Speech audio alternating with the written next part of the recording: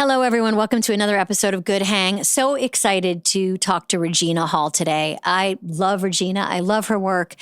And we're going to talk about a lot of fun things today. We're going to talk about her incredible range as an actress. We're going to talk about the difference between phobias and phonias. We're going to break down what it's like hosting award shows. And we're going to discuss her new movie, her great new P.T. Anderson movie, One Battle After Another, which is in theaters this week. But we always do this before we have our guest. We talk to someone who knows our guest, who wants to speak well behind their back. And we have a great guest today, the extremely talented Andrew Rannells. Andrew was Regina's co-star on Black Monday. He is the imaginary father of the imaginary twins, Dawn and Dawn, that they seem to share. A little inside joke on set. And you know him from Book of Mormon. You know him from Girls Five Eva. You know him from Too Much, Lena Dunham's new show. He's just a real peach. So let's get him on. Andrew? Andrew? Are you there? Woo-hoo-hoo. What do you say? I ever wanted was a really good hang. Amy? There you are on your set and everything. There you are. It's so good to talk to you. It's great to talk to you. Thank you for asking me to do this. Are you kidding? Thank you so much for doing this. I know you and Regina are good buds.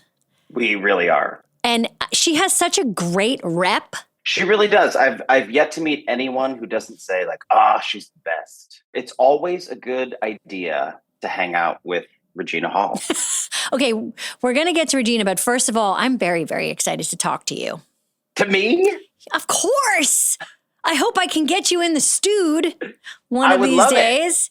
I would love it. I mean, I haven't got a chance. I feel like you and I have probably crossed paths and like been in the same room at a fancy event. Yeah. But I am a very, very big fan of your work. Well, that's very generous of you to say, because I am a huge fan of your work. And I always get very nervous when I see you. Oh, tell me why. Well, I just get nervous that I'm like, should I talk to her? Should I not talk to her? Am I talking to her for too long? Oh, should I? Yeah. You know, it's like, should I get in, get out? It's one of those things. Because I it usually appreciate that. is at some event. Yeah. That like there's a bunch of people around and it's like, I don't know, there's like a receiving line of people who want to like talk to you. And I just sort of, I choose to do the Well, I will say, if you have chosen not to talk to me, I appreciate that, because I have a lot of social anxiety, which does not look like I do, but I do in those events, and I get overwhelmed. Same. One of the first like big parties I went to when I first moved to LA, I was very lucky, and I walked in with Jessica Lange. Oh. And I know, right? You floated in with Jessica Lange. I floated in with Jessica Lange, and Jessica Lange just wanted to like hold on to me because I'm sort of tall, and and I think she likes that. I think she likes that. So then all night I got to be the gatekeeper to Jessica Lange, and people I really respected who didn't know me were coming up to me and saying, "Could you introduce me to Jessica Lange?" And I was like, "Absolutely." You were like, "Let me check with Jessica 100%. first." Yeah, that was, so I guess my advice is if you can go to one of those events with Jessica Lange, do it. That makes sense. God, Totally makes you sense. two would make a very nice couple. I have to say, a handsome couple. I think we, I've got to be with her a couple times, and it's always successful. But you know, how's this for a segue? You know who's very good at those events? Regina Hall. Ooh, tell me why. You go to a party with Regina Hall, and she, first of all, everybody loves her. So that's great. And she just sort of, I don't know, she just kind of floats above it and just has a very kind of, just kind of like chill attitude about everything. Now, whether or not that's actually what she's feeling, right? I'm not sure, because, you know, we all, you know, process those things differently. But it is really fun to go to those events with her, because she just sort of always is herself. And I will say, from like, you know, we got to work together for 3 years on the show Black Monday and on Showtime. And whether it was like 4 a.m. in the makeup trailer or 3 a.m. on a night shoot, she always maintained the same level of like cool and happy to be there and like sort of calmed everybody down. Because Don Cheadle and I on that show often had to do some like really wacky stuff.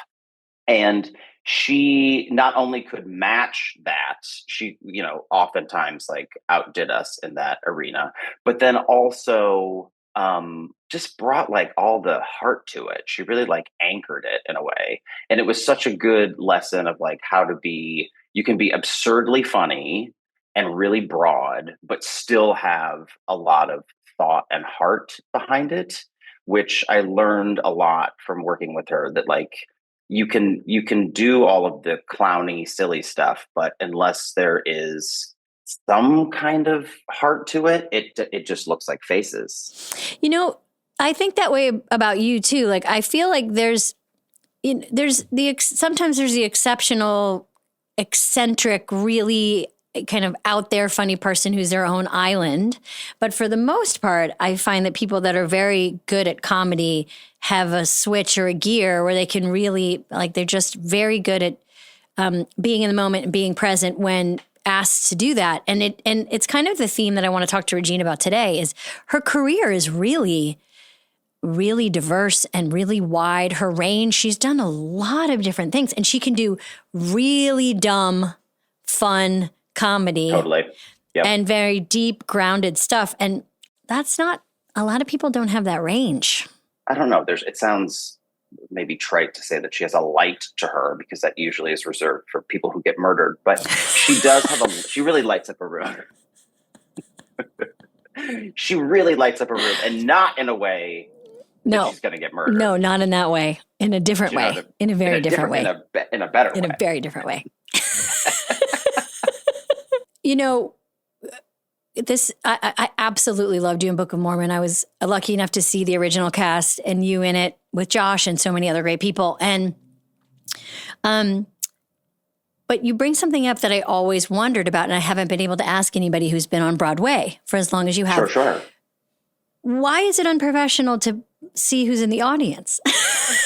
Well, in theory, you should be, I guess, connected to your co-stars. Sure.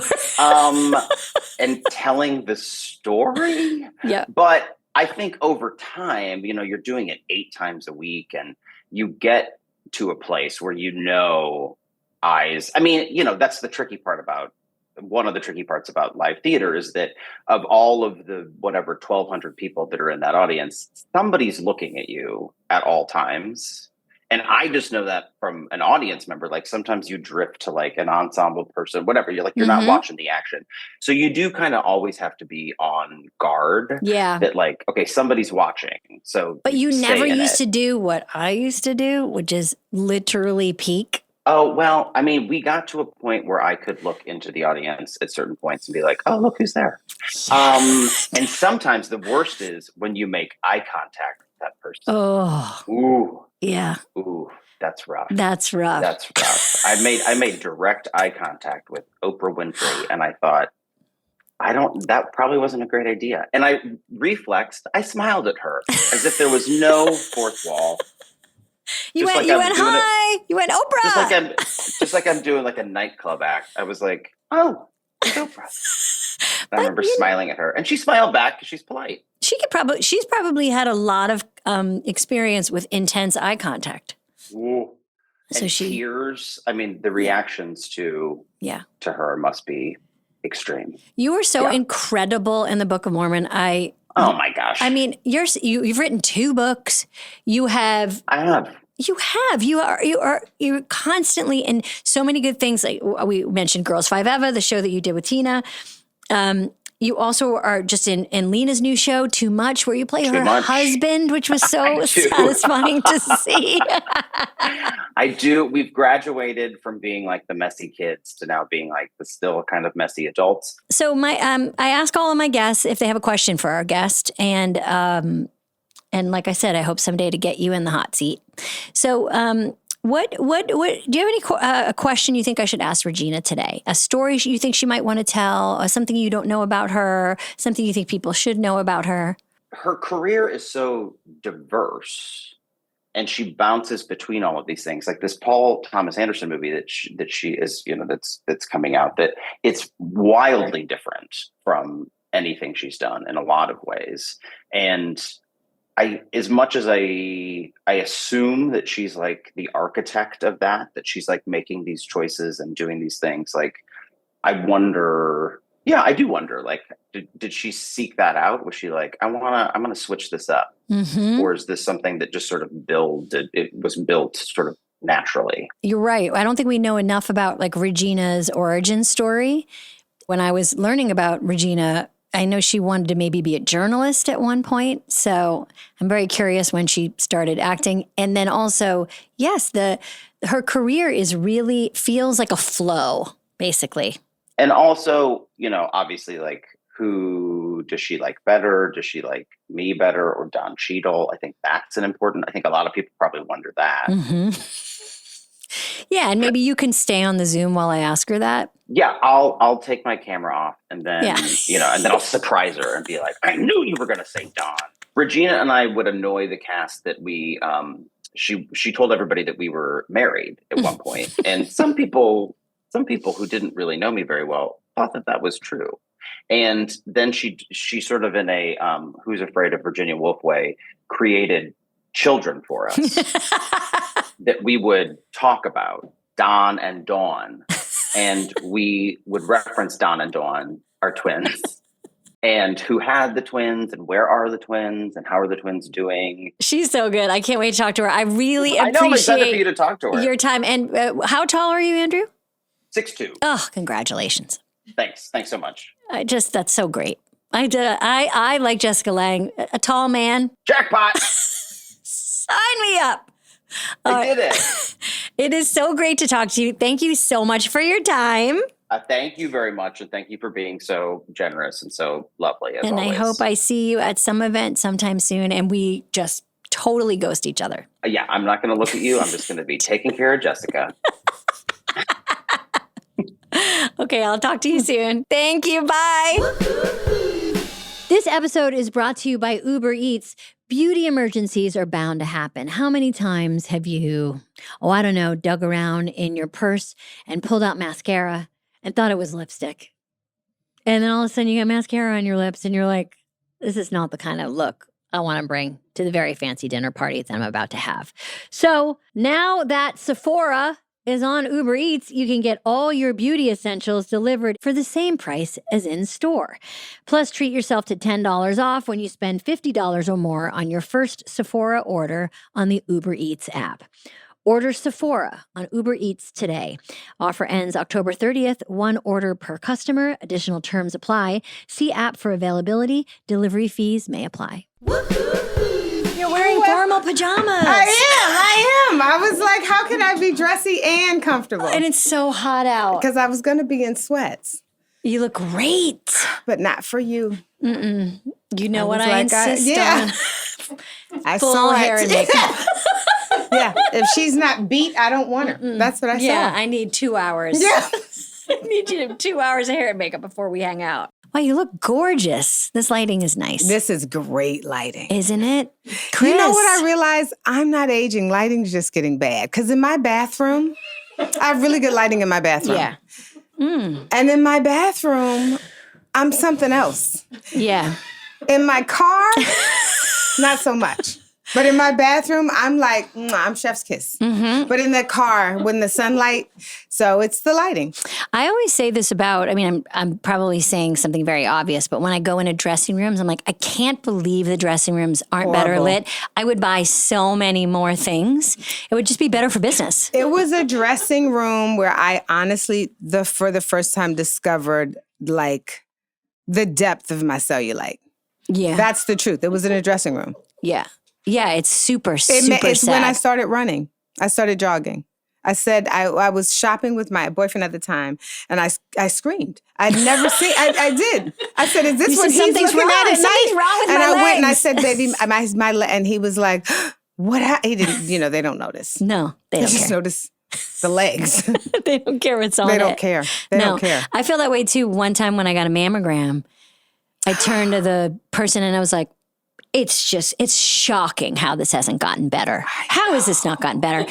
How have we still have to literally squeeze And I our don't have a boob? lot of boobs. I was like, what are you getting? And it's even You're sometimes getting this worse. much breast. It's sometimes worse when you don't. If it's larger. And you all, they're both worse, I guess. But like sometimes if you don't have a lot Yeah. to put in the machine, that we're squeezing it Squeezing 'em. between two Two metal, No, like a waffle. and that there's nothing to look at. No. You're just, and then they're like, if you just move your arm a little, like it's not like you're kind of contorting your body in a very. And I said, and I remember doing it very, like lucky me. I have a nice place to get my mammogram. Mm-hmm. I'm very grateful and privileged to have a nice place to get a mammogram. Not a poster on the wall, not a piece of art to look at. No distraction. I was like, you guys don't want to put even an inspirational. No.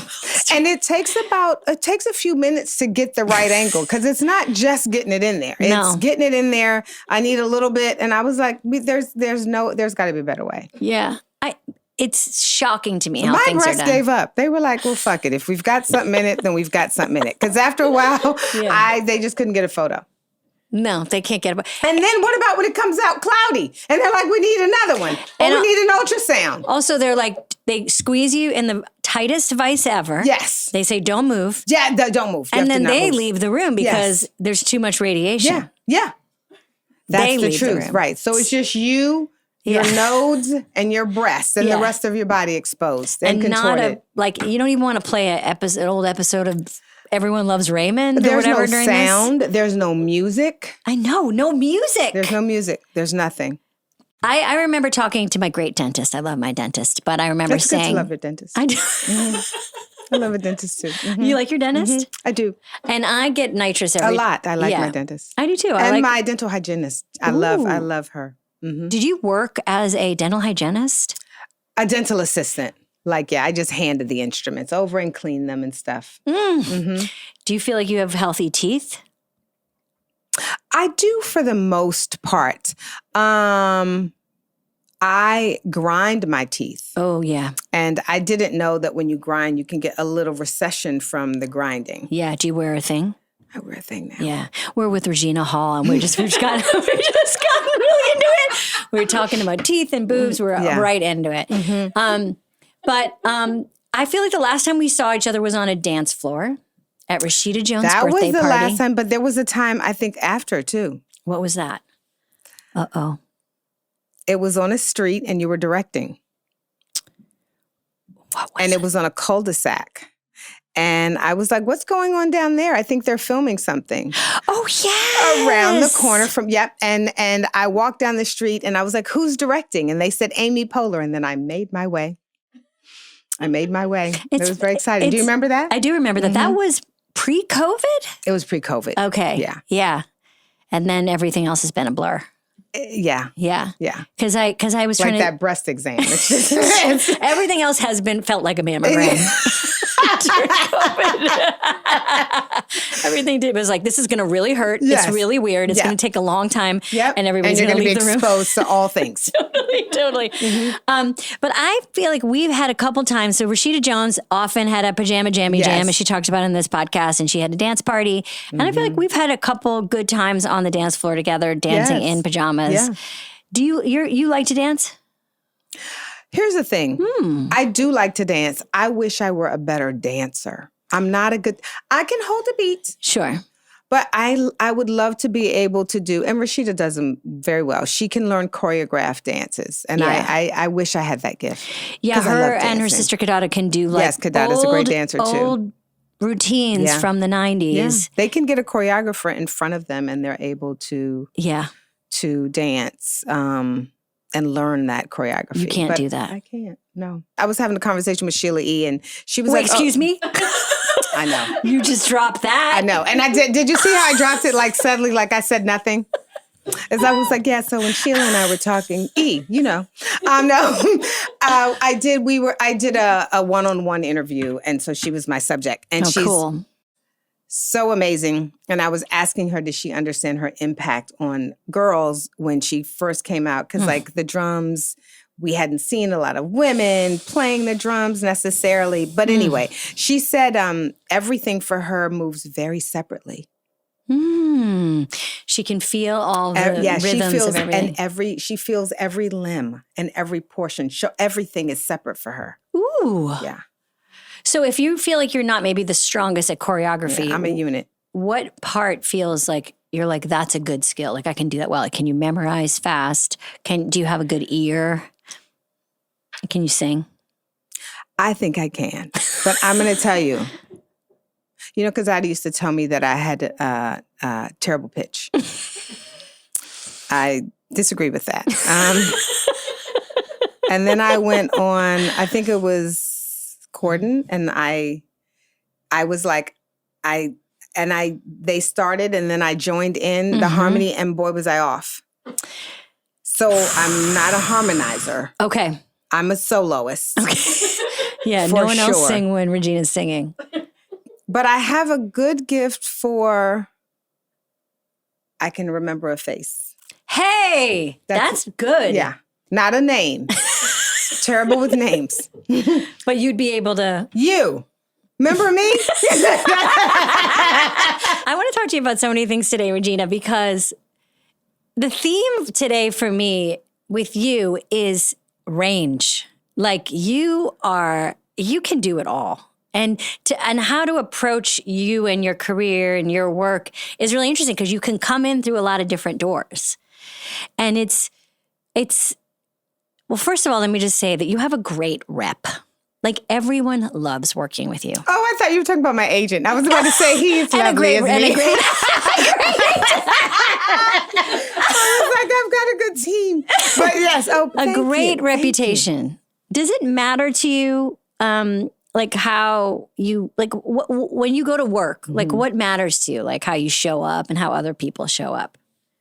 I think for me, like when I'm working, I think of everybody who put so much work into it before I got there. Writers, people who write, that's once it's written, selling it, like sitting with studio notes. There's so much, this, you've done it all, directors that goes into it. So for me to come and be like anything less than like excited for what, like they're bringing a vision together in addition to what I get to do and have fun, then I think I won't take it if I don't think I could come and bring something to the environment and to the work. So I think that's important for me. Okay. What kind of kid were you? Because you grew up in DC and, went to Fordham, went to NYU to be a journalist. Like you were not a kid were you around actors or anyone who was acting? No, because we didn't have any, but yeah, I wasn't exposed to it. You weren't studying it in school? No, we had our plays. Okay. I went to Catholic school. And so we had the nuns who I loved. I loved my nuns. What do you love about nuns? Because my mom went to Catholic school and she was very afraid of her nuns. Oh, I think I had some. I was respectfully afraid. I mean, I certainly had a reverence where I wouldn't cross a line, but I wasn't afraid of being hurt. I was more afraid of them telling my mom and then getting in trouble. So I didn't have that. I found my nuns to be very,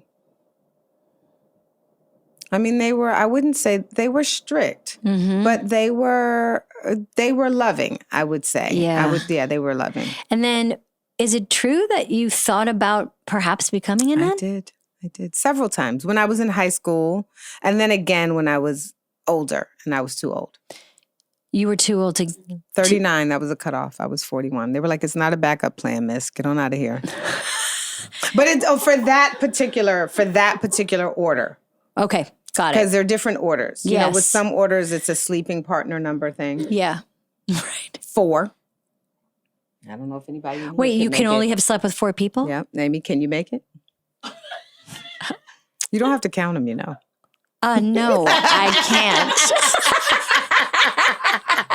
I don't want to brag, but whoa, hold on. So there's some orders where there's a number that you can only have had a certain amount of partners. Some could be a certain amount of partners. Some might be how many attachments that you have. Some, in the world it's hard, and some is age. Yeah. Wow. Yeah. But what made you, Regina, as a young person, what was attractive about that life for you? What did you think about? What was the fantasy of that life? I thought if you, you'd spend your life in prayer for others, I would imagine, because unless you were like healing, because you're not really attached to anything material, right? So they wouldn't have an outward striving. Yeah. Of like, oh, right, the thing of like, success, whatever that is. And no romantic heartbreak, right? You don't want to say love because that part is beautiful, but it's the other side when, whatever trauma, whatever reasons things don't make it. And then you had that singular focus. I'm sure that it's not that easy. I'm just saying that was what I romanticized it would be if I did it. And then I thought that was like lovely. And how is your faith like now, many years later, young Regina looking out at the world that way, figuring that might be a way in which I can manage my own world. How do you practice your version of loving God now? What does it look like? I mean, I really believe, if you believe in past lives, I believe I had a past life where I was that. I believe I've come from that. So I believe it probably exists within me because it has existed, you know? And so it feels familiar. It feels familiar. And so there's a certain peace in that familiarity. And it makes sense to me then that you're, for a while thinking about going into journalism, because it's just like it's like the idea of like unpacking big questions, finding out the truth, being curious, like all that stuff feels like it's connected. When did you decide, okay, I'm happy that I have my journalism degree, but I want to be an actor? When did that change happen? Well, my parents were like, my parents were divorced, but they were just like, you're not going to be in New York partying. Because I'd left the nun life behind. You were like, before I was in New York and I was partying, and I loved partying. I had great friends and from college, and like we finished. Yeah. And then it was like, what am I but we were going out. Probably in New York at the same time, like in the 90s, right? In New York in the 90s. Yeah. It was great. It was great. It was great. And so we used to go out a lot. And then my dad was like, well, what are you doing? You have to get a job or something. I either had to get a job or go back to school. And so I was like, I'm choosing school because I could arrange my classes to still party. But work, I couldn't do it. I did work for 6 months. Ooh, what was your job? I was working at a director's office, and their office was in their home. And so they really had to carefully vet who worked there. So I was like an assistant. And was that like your first job near the industry? School, yeah. And it was working with a director? Yeah, he was a commercial director. He did TV commercials. And one day I fell asleep with my elbow on a button on the computer. And it was blinking. It was just like all X's. Whatever was at the end, and the screen was blinking. And I woke up because I had been out too late. And I was like, and then my roommate and I were like, we are going to raise money, and I don't know. And I was like, we have to quit our jobs. Our jobs are holding us back. Yeah. And then and then I had to borrow money, and my parents were like, what are you going to do? So I was like, I'll go back to school. Okay. So you went back to study journalism then? And I went back to study journalism, and my dad had a stroke and passed away very suddenly my first few months of school. First few months. And so you stopped going to school after that? No. I finished because I knew he'd want me to, but I had a friend who said, do you want to make extra money doing commercials? And she was like, I'll introduce you to my manager. I met her manager. That manager, I couldn't show up for auditions because I was like, I'm doing my thesis. I can't show up to an audition. But I did, and then I took a class in acting, and I think it was very healing for me after my dad to be out of my head a little bit. And and then I was like, oh, I love this.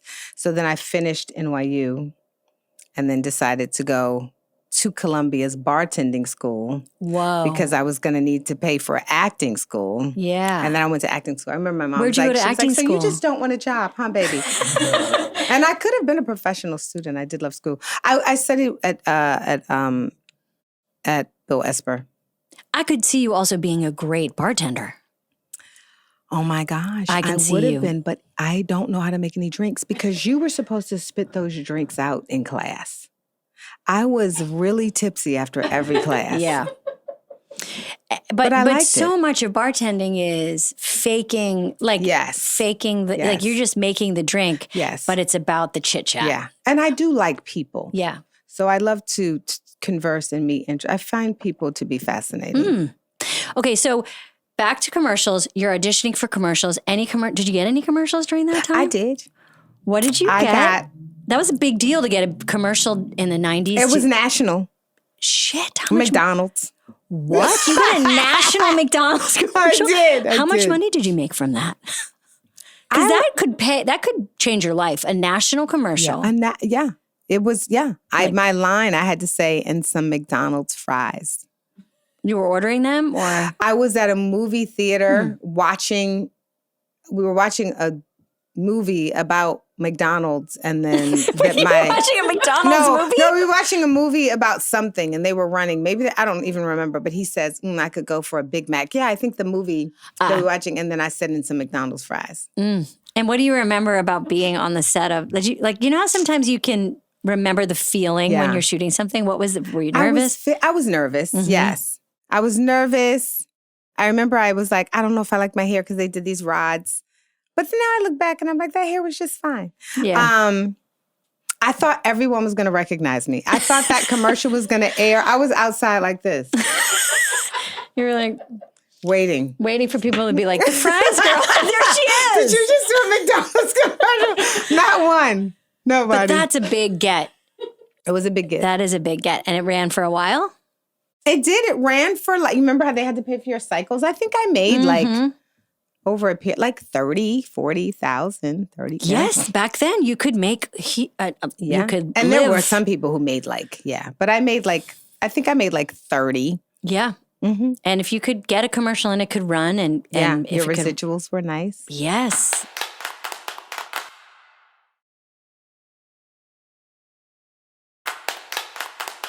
It's been really interesting to look at your range, like we talked about. I mean, you have done all different kinds of work. You've been in big, huge franchises. Can I interrupt? Yes. I love this woman.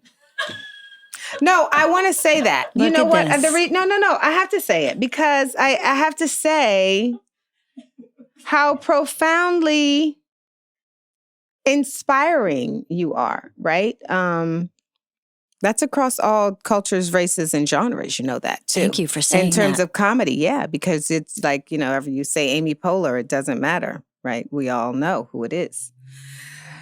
And so when I would watch you and Tina, I'd be like, they're beautiful, they're funny. And so you're always looking at people who you admire. Mm-hmm. And I think also how much fun they're having, right? And so whether it's conscious or subconscious, and Maya Rudolph, who's also hilarious, but to see women be so funny and so beautiful and yet not vain. Because you can't really have that right when you're doing comedy. You gotta be you can't be I don't know, but that was profoundly impactful and inspirational. I don't even think without me knowing it at first, and then it became oh my goodness, I love them. Thank you for saying that. It does mean a lot because I have followed your career and been so impressed by how genuinely and deeply funny you are. You are really funny.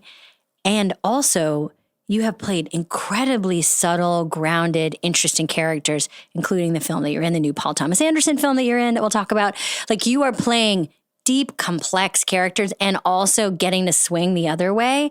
That's very inspiring because it's very hard to not be just limited or like, you know, to come in through the comedy door and never leave that way. It's, Yeah, like, have you found that to be like, did that happen in the beginning? Like when you were doing more comedic stuff, did you feel? I think after Scary Movie. I think after, and the interesting thing with Scary Movie is after Scary Movie, then it was like, oh, she only does broad comedy. Mm-hmm.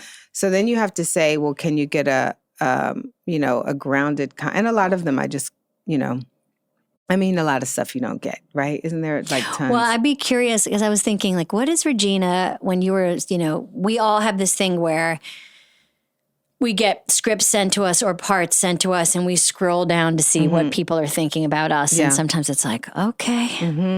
I got my first job I got was a stripper, and I just was like, I'm going to get inundated. I haven't been asked again. And I'm offended. I'm serious.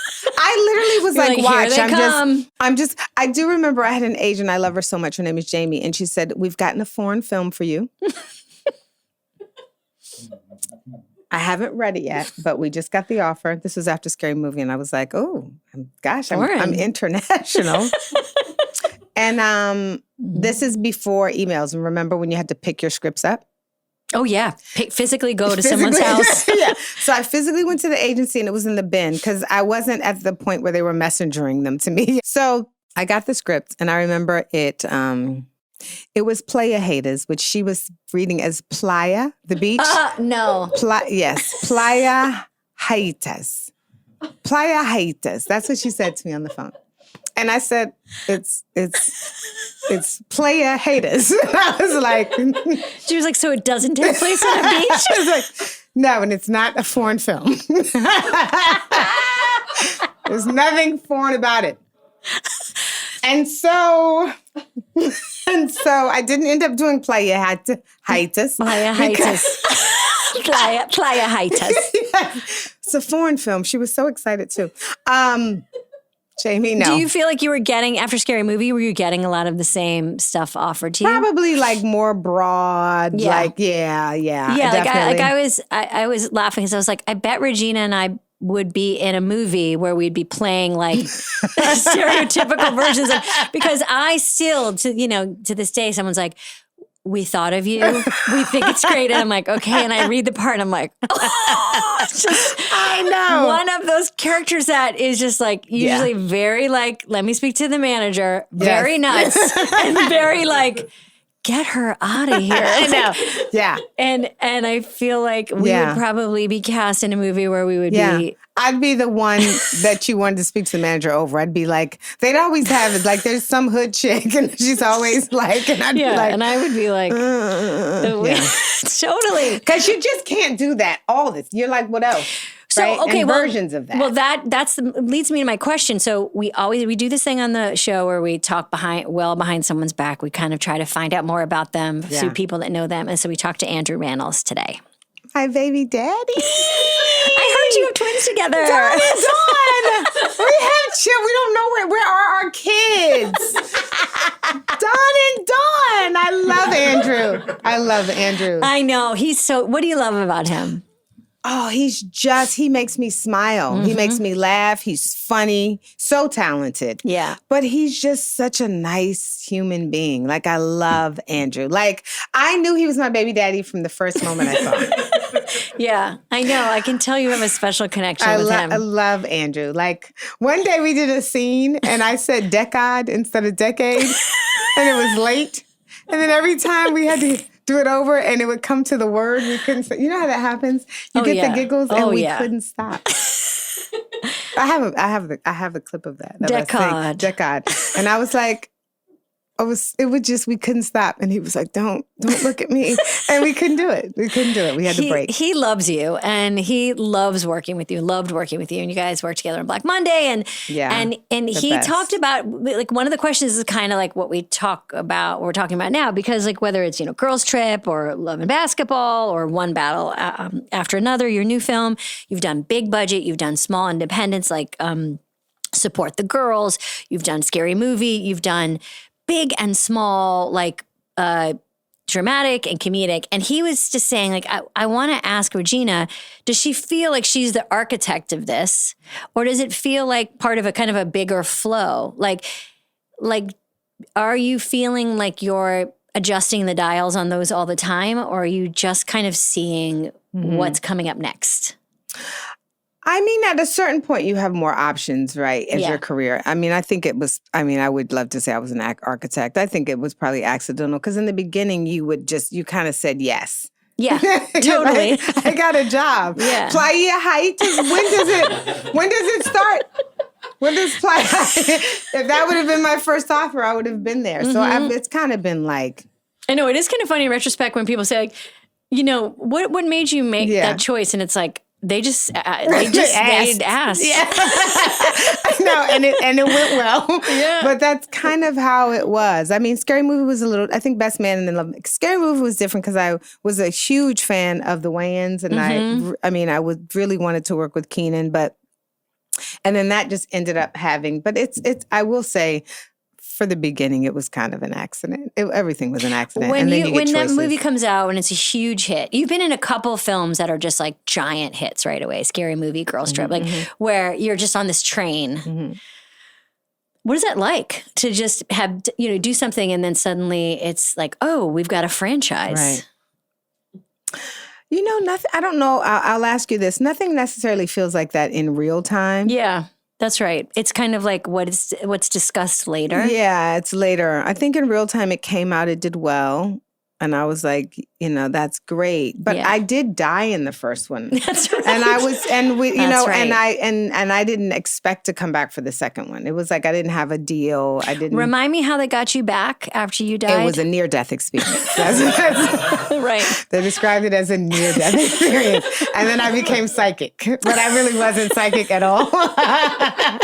Jesus. Brenda just swore she was psychic. But I think... Yeah, that was like, it's kind of like, you don't know who knew. Yeah. I mean, and that was kind of. Did you feel that way about Girls Trip too? Which, I mean, I can remember when that came out. Tracy Oliver, who I got the pleasure to work with, we produced a show together called Harlem. For a couple years on Amazon. And Tracy's. Megan. Yes, Megan. And Tracy's so talented. And I just remember that feeling very exciting when that was a big hit. What was that experience like? That was great. I will say this. This is going to sound crazy to many people, but my dog got really sick right before, and my dog passed away like 4 days after Girls Trip came out, and he had been really sick. And I loved my dog, Zeus. So it was a bit of a blur. I was very sad. Yeah. I was very sad because I had lost my little fat little baby. He was a little bulldog, and so. I was very happy it did well. Yeah. I remember because at first I was like, I think the girls were a lot more optimistic. I was like, should we be coming out in the summer? That was my thought. I was like he's not like he's very talented, but Chris Nolan and Dunkirk. I was like, we're coming out the same day. But sometimes that counter programming can really work. Sometimes, and I guess at that time it did. I guess because I'm a Nolan fan, so I was not. It was great. But sometimes you've had a day and you're just like, I can't go see Dunkirk tonight. You're like, I can't do it. I had my day was Dunkirkian. Yes, right. And I need to laugh. Yeah, I don't need Dunkirk again. Yeah. Yeah. Yeah, because I remember Tina and I did a movie called Sisters, and it came out against Star Wars. And so it was like, I have a film I'm coming out in, an animated film. Ooh. SpongeBob. Yes. And that's coming out the same day as Avatar. So I was like, that's. But I like that programming. I like that because. Tell me how, because I don't understand that. Tell me. I like it. You like an Avatar? I like an Avatar SpongeBob because I feel like I would take my kids to see Avatar as well. dude, how much Avatar are we going to get? But the thing is, this is the last Avatar. So That's you, what now they you say. gotta go see it. But he Oh, hasn't filmed anymore. And it takes like, I mean, is it the last Right. Avatar? yeah, I mean, how many times do we get fooled by that? right. That's true. The last I feel safer now. And I don't know. And that one, it's going to take so long. That's the Yeah. other thing is movies are so long. Well, SpongeBob it's short. I mean, 96 of course minutes, it is, you're 'cause in and it's out. hilarious. Yeah, it's in and out. it's in and out. But I Yeah. mean, when you see, I just like, the other thing is like, what do you, I could only go to that movie starting at 4:00. And there's no way I'm Yeah. going to go to an 8:00 movie of But, Avatar. But of SpongeBob, aren't they sleep by then too? The kids, you got to get them in and out of there by 12. 1, Yeah, 2 to SpongeBob, 5. you got to do like a 6 p.m. probably. At 6 p.m. But I think you're going to get a lot That's of adults a good idea because that's going to SpongeBob. But don't you think those adults would see Avatar too? I'm just Not this adult. not that. So we got I'm gonna say- one. I'm Everybody. going to say it right now, and I'm sorry if I'm going to like cause problems. I'm not going to see the new Avatar. I'm not. I'm not going to see it. Well, we're not on IMAX anyway. So the Avatar took the IMAX. So we're going to be on. I don't like IMAX. Yeah, those That big is so theaters. intense. Yeah. It's too loud. Well, we're coming out. One battle after another is coming on IMAX. Okay, except for that.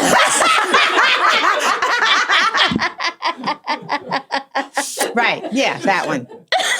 Okay, one. but so before I get to that movie, because it looks so great, and I mean, Paul Thomas Anderson is just such an incredible director, and your cast is incredible. But I want to talk about award shows because you and I we've both hosted stuff. I love when you I host. love when you host. You are so good at it. Well, I mean, What do you like about doing it? I mean, I don't know that I do. I know what you mean. Right? It's hard. I know what you mean. It's hard, and it's a little bit of like diminishing returns. Like the more you do it, like when when you pull it off the first time, They like, want we it did again. and they are like, come back and do it again. Yeah. It's like I don't know if Although I should do you it. all have managed to do repeat performance and honestly be amazing each time. Thank you. Right back at you. Yeah. And I feel like you have something that hosts need that you just kind of can't teach, which is you have to be a little ambivalent, a little relaxed. Yes. You can't care too much about it. No, because people can feel that. I know. They can feel it in the room. They can feel it in the room. So what do you do to kind of keep that vibe going or like fake that vibe when you're out there doing it? I do. I mean, I don't know. Let me ask you if you feel this. You know, you're nervous, but once the curtain goes up, you're like, well, here it is. Yes. There's nothing you can do. I mean, it's at that point, it's just, it's like that breast exam. It's on. The shirt is off. We got to do it. The Let's get machine is through open. it. Yeah. We got to slap them one in there. I think it just kind of, I mean, you got to feel that what you've got is enough. I think that's what it is. You've got to just feel like, well, what I have is enough. Because I always feel like the minute you feel like you panic, Yes. that's when it's going to be And your you hardest. are like a host, whether it be you're having a dinner party, Yes. whether you're having a wedding, whether Yeah. you're hosting the BT Awards, whatever is the thing. If you're having fun Right. I agree. and you set the tone, Yeah. people relax. Yeah. But if, to your point, you were hosting the Academy Awards during a very hectic year, Yeah. the year of the slap, very stressful. You and Amy and Wanda, and you guys had to handle like this crazy live thing. Yeah. Are you the kind of performer when something like that happens where you like how do you adjust? Do you just like try to stay in your body? Do you disassociate? Do you what do you do? How do you adjust when those kind of things happen? I mean, it was wonderful to have them, you Yeah. know, and not be doing that alone. Yeah. And they were great. I think you just are like, the show must go on. Right. I think there's just something about the show must go on mentality that you just are like, here we go. Yeah.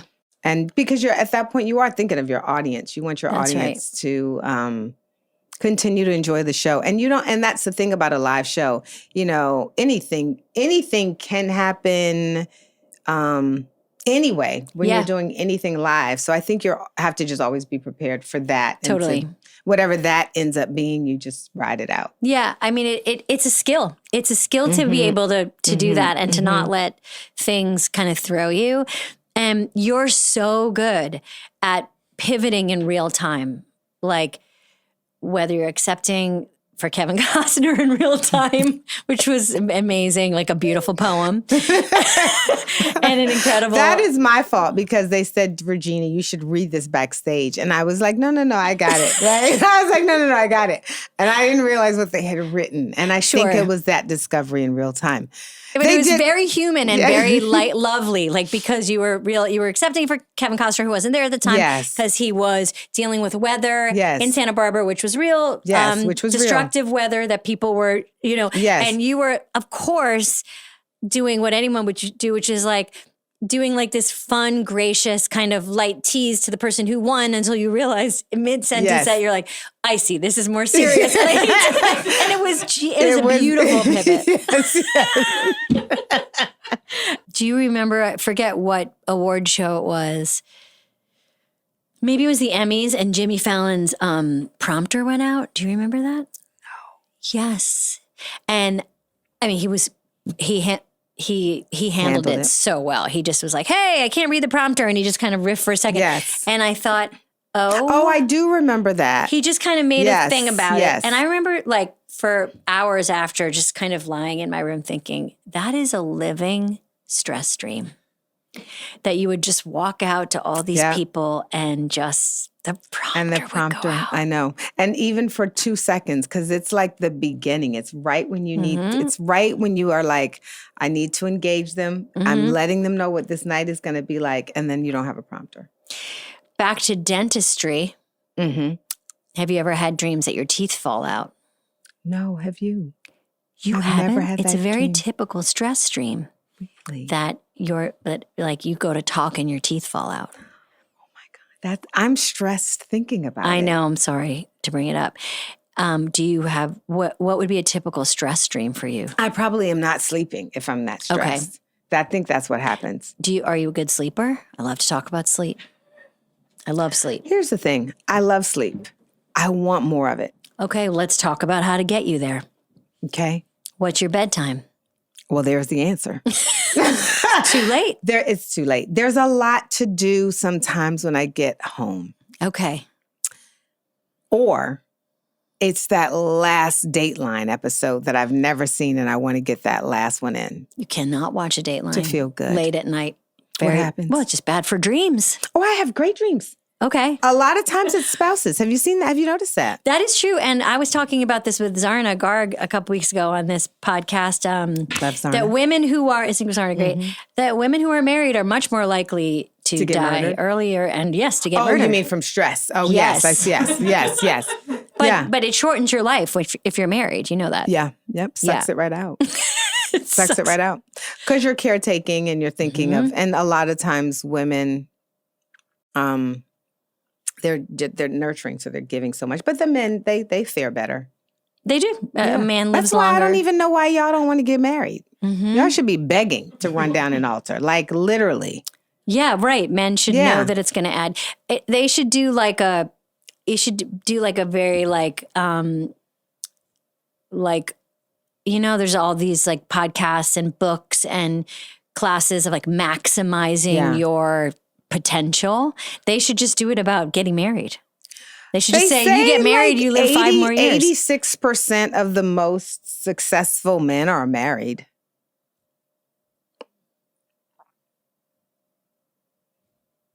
I'm just saying. That's gotta, they need that grounding. They need that home base. And women don't. No. Because they find it in friendships. Yeah. You know what I was saying? And tell me this. Anyone else in here? Have you noticed that men... Oh, there was a study. If you ask men who their best friend is, most of them say their wives. Right. And if you ask a woman, she's really got her friends. She's like, Lisa, Amy. Like they have it. And for men, it'll be their wives. Yeah. I do feel like women have, tribes and... We're in our 50s, right? So we're kind of in the middle. 30s. Oh, were we in our 30s? Wait, let me check. Yeah. Oh, yeah, we are. 39. 39. Yeah. And we are in the watery middle. We're in the watery middle. Water is so important. Resource. Water is a sponsor. It is. Water, please. Yeah. Water. Don't go. Don't go. Water, don't go. Don't go. Do you worry about Like, are you Totally into climate change, yes. yes. And are you like a prepper? Do you think No. about, okay. Totally aware, and I'm like, fuck it at the same time. Yeah, I know. Because I'm like, what can I do? I can't live in the stress of it. Yeah. But am aware enough to be like, if there is something that can be done, I will do it. If there was a zombie apocalypse. Oh my gosh. Let's take just me say. out. I can't live in buildings, and just take me out. I'm gonna go at some point anyway. I feel this exactly the same. I would just be like, let me be the first to go. Like, don't bite me because I don't want to be alive and dead. But just somebody just run me on over. Yeah. However, whatever is the quickest way. Right. But I don't want to just survive. I haven't slept. Let me get up. I hear something. You've got a gun. We've got one candy bar between us that's got to last for like 10 days. No. We should do a zombie movie where the two of us immediately get killed. First act. We're trying to get killed the whole movie. No one will kill us. Can't even get bitten by a zombie. We can't. Yeah, That is a good idea. Yeah. I know, because I feel, but what are you like in a crisis? Because I'm projecting on you. Yeah. I feel like you'd be very level-headed. I think I'm pretty calm in a crisis. Yeah. At least most crises. But I have emetophobia, so it depends on that crisis I'm not great in. Let's talk about that. I know. I love a phobia. Do you have any? I don't think so. I don't have a real phobia. I think I have like intrusive thoughts that maybe is phobia adjacent, like fear of stuff, but I don't have an actual fear of clowns. I don't That's love just a big one. clowns. You don't. I don't mind clowns. I don't love them. I definitely don't want to be around a clown, but I wouldn't Really? I wouldn't scream and why? run away. They're just it's They a seem lot. creepy, It's a right. lot. Mm-hmm. I don't like any people that are like performing Clown stuff. Clown stuff. But I respect them, and I wouldn't Right. scream if I saw one. Right. But emetophobia is Well, I have two Excuse me. phobias. Okay. Emetophobia. phobia. Yeah. is And then claustrophobia. Emetophobia is a fear of like, throwing up. yeah. Someone throwing up, or you throwing up? Yeah. I have some friends who have that. We won't talk about it Yes, anymore we won't. because it makes people stressed. Yes. For people listening, we won't talk about it.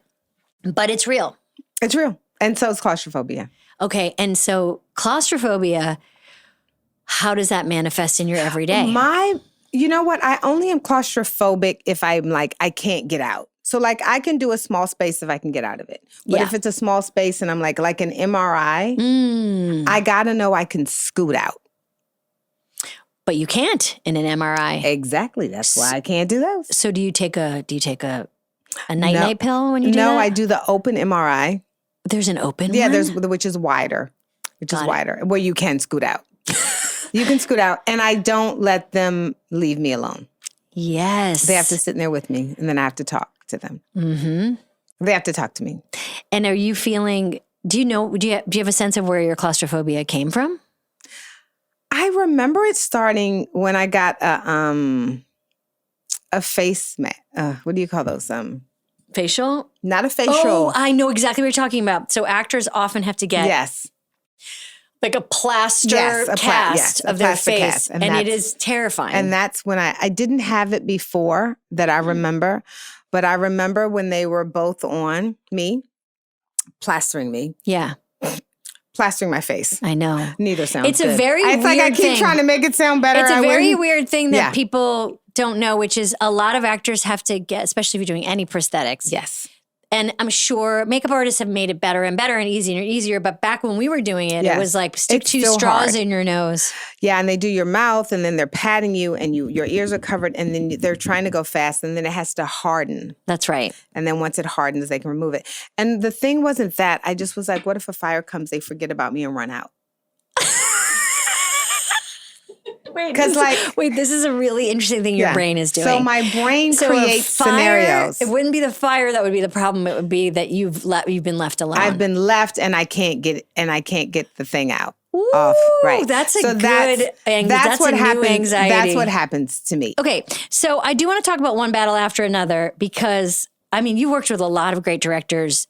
Paul Thomas Anderson is Yeah, it's amazing. His films are really He was one of Amazing. he's my favorite. What was it like to shoot it? It was shot all in LA. All in LA. Like all really different parts of California. Yeah, Not right, LA, right. California. It was great. Yeah. You know, it's wonderful the cast is amazing. And how did you like working with Leonardo DiCaprio, Leo? Well, he's the thing with Leo is he's not very experienced. He's green. And so when you you're were like, working oh with, no, sweetie, that's crafty. That's crafty. Yeah, that's not set. Exactly. Honey, you went the wrong way. No, I had to do a lot of that. No, that's the lens. Don't look into it. Because he was doing a lot of that. Yeah, yeah. Once we got past that, though, he was great. He's great. He's great. Yeah, no, it was sad, but it was also sweet. Yeah, it's endearing. so tender. Yeah. And he's got a lot riding on this because he's never had a big movie. No, yeah. Yeah. Oh, he sounds sweet. He is. And then you're making another scary movie, Making another scary which is movie. like a perfect example of your career. You have this like, kind of prestigious, very like I know. intense, and then you're going to go do that dumb fun. Because I imagine it's real big dumb fun. Oh my gosh, yes. Yeah. Yes, it That's is. fun. And I think for us, it's like, well, let's see how far we can push humor in 2025. That's a big thing. But the great thing is you get it everybody.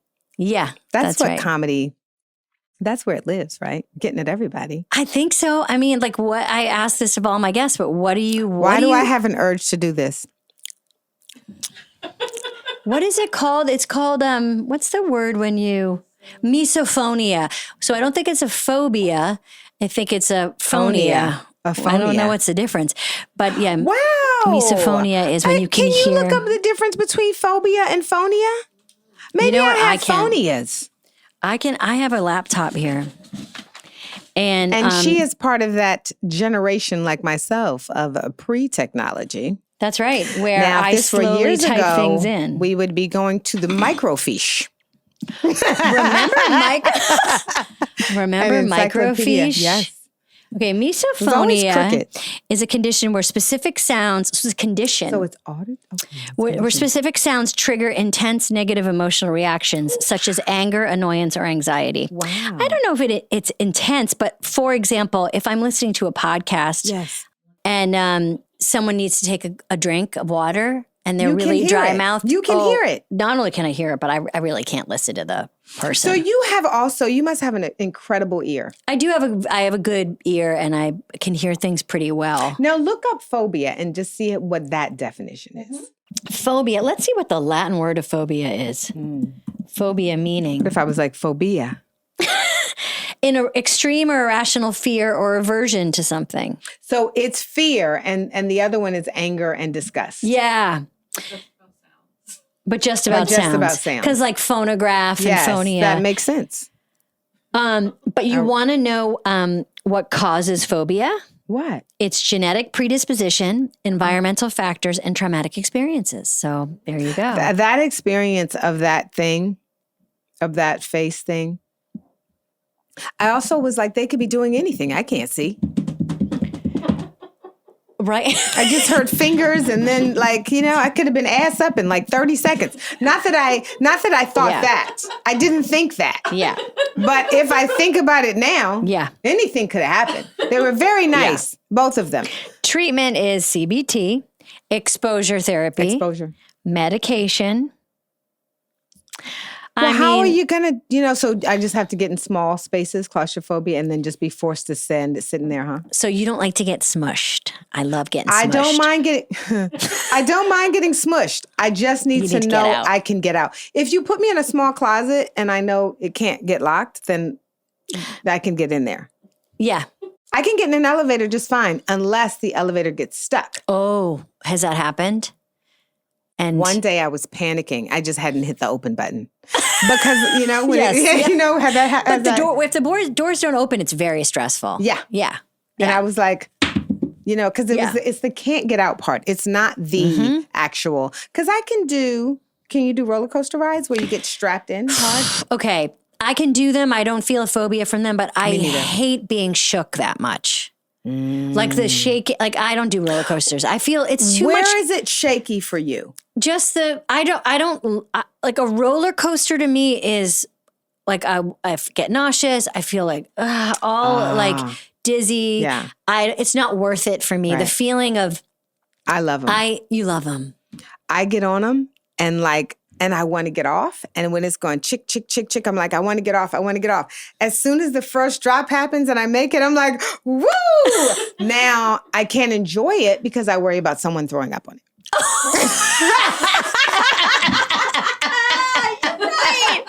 But if roller coasters are like a way to shake it up, what is, and I ask my guests this, what is something that you're listening to, watching? Where do you go to laugh? Because I know you love to laugh. You have a great sense of humor.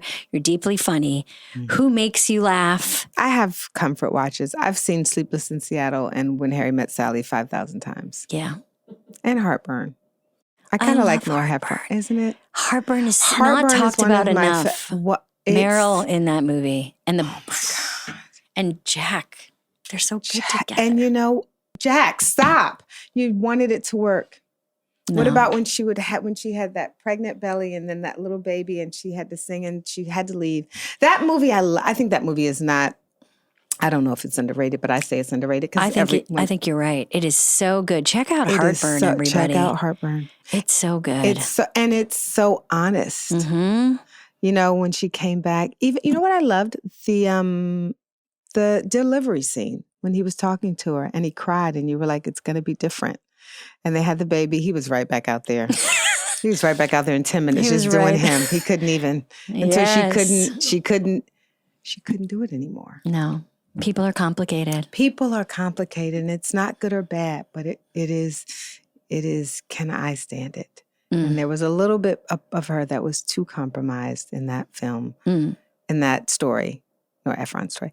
And I love Heartburn. Even in the beginning when it was like, should we get married? Remember behind when she had the cold feet? Yes, so good. So human.